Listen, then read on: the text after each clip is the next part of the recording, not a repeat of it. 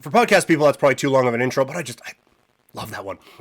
So, previewing the CFL's West Division. Yesterday on the podcast, previewed the East. Today, we are looking at the West. Should mention right now, if you want more Canadian Football League content from me, you can get it. Three Down Nation. I'm back this year doing the best bets for Three Down for the upcoming year. So this week had three picks for the week, and also had three at least futures plays for you in that one. So I'm just going to share this now in all of the chats, and we will go from there. So yes, each week going to be providing the best bets for the Canadian Football League over at Three Down. That is what we will be doing. So now that I have tried to stall and continue on in this way, here we go. Let's start with the BC Lions. Their total is at 9.5. They are a very challenging team because you look at them on paper, well, Nathan Rourke's the quarterback. Okay, well, they should be good. Except last year was a disaster. I don't think that will be the case this year. I think that having him have a regular offseason and a regular training camp instead of just being flown in and now you're starting right away, I don't think they did him any favors last year. And now this year, now that he is settled and figured out and ready to go, I think he'll be fine. So I think that this offense is really going to thrive. And there's obviously talent on this team. The West is really, really competitive. They have a deep team on the defensive side as well. I like this team quite a bit. The slightest hesitation around the quarterback, but I think he'll be fine. He was my pick for most outstanding Canadian this year, and if he's playing at an MOP level, then the Lions are the favorites to win the Grey Cup. But right now, 9.5, to go under, I feel like Rourke would have to be really bad for this team to not be a 500 football team. So I'm going to say over for the BC Lions. Let me just make sure I type this in here so we have the full predictions. Another prop that I was looking at with this team is Justin McInnis at 1,200 yards.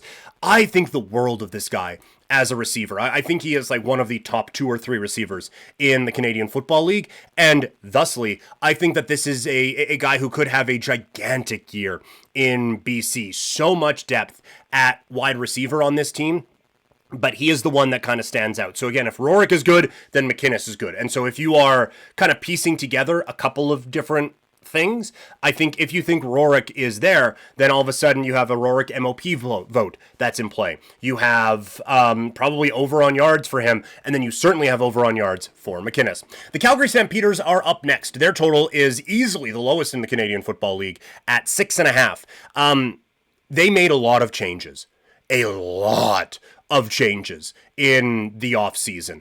And you can understand it. Dave Dickinson is absolutely coaching and general managing for his job right now. And he has ousted a lot of assistants who are very popular. One of them is the coach now in Edmonton. And the other one he's going to be facing as a defensive coordinator for Hamilton. So there's a lot of pressure. And so with that came a lot of aggressive change. I think they're better. I do. Offensively, they're significantly better. There's no question about that. Let's start with the obvious. They are better offensively. When you go from Jake Mayer, who is the backup quarterback now in Saskatchewan, to a guy who's the MOP, that's an upgrade. And then to bring in Rhymes, who he is comfortable with as well, as a phenomenal 1-2 punch with Bagleton, and then you have the young receivers behind with Barnes and Philpott. This offense is good. This offense is good. I worry about the offensive line a little bit, but it's a good offense. The defense is different. It's definitely different. And it's probably better. I just don't know if it's good. Arimolade is a game wrecker and could make a case to be one of the best, or not one of, could make a case to be the best player in the Canadian Football League. But around that, I just thought that they let go a few too many guys, and you are piecing together a lot out there. And so there's a lot of maybe, but chemistry-wise, I think this team's going to get off to a tough start because it's just so many new pieces that you are integrating. And I get, the CFL, there's a lot of turnover always, but this is a lot.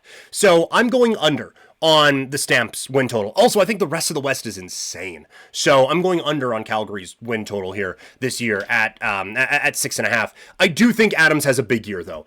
A, because I don't think the defense is going to be all that great. But B, he's also very good, and he has a lot of talented players at his disposal in a Dave Dickinson system that should help him thrive. So I think Vernon Adams does go over that at 4,250. So that's one there. So hey, some positive for Calgary. On the Edmonton side of things, they bring in Mark Kilam, so vibes are immaculate. People are loving the new head coach out in Edmonton. They move on from McLeod Bethel-Thompson. In comes Cody Fajardo, but it sounds like it is going to be Trey Ford's team, and he's going to be able to run this thing offensively. So I am interested to see what that looks like. I think that they have brought in a lot of very good pieces. Now, they were another team that were very busy in free agency, but I think, honestly, the difference is they were busy at the high end of free agency, and I don't think that's where Calgary was necessarily living. So I think that Edmonton brought in enough high-end talent that some of those chemistry issues are going to be offset a little bit. It's a heck of a matchup week 1 against BC. I think we're going to learn a lot about these two teams right from the get-go. I can't wait. It's going to be a bit of a challenge for them this season. Man, I feel like this team is better than not getting to 9 wins, because now we're saying 8 and 10. It's like I feel like they're better than that. But again, this West is so good. I kind of have to go under on that. No, you know what? I'm not. I'm going over. Do want to mention here, going into this next one, because our next team, the Saskatchewan Roughriders. Not only am I on 3 down with the best bets piece for the upcoming CFL season, but I'm now going to be doing reaction pieces after all the Saskatchewan Roughrider games this year. So very, very excited about that. Couldn't be more excited. Very thankful to Dunk JC and Hodge over at 3 down for all the support with that, and very excited to get this thing rolling. So now, next form of business, I have concerns about Saskatchewan.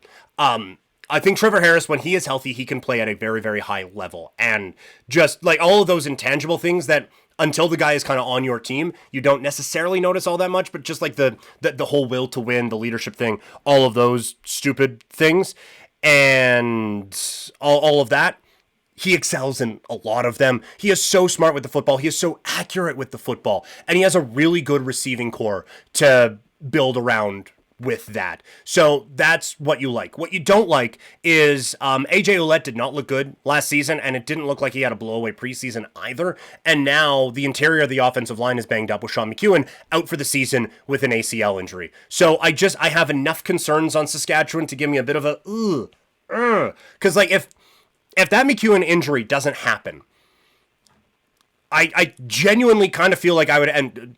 Probably a homer, but I genuinely think I would have Saskatchewan as a Grey Cup favorite. But that injury, it just gives me enough of a, and I'm like, I will wait for the in-season market on that one.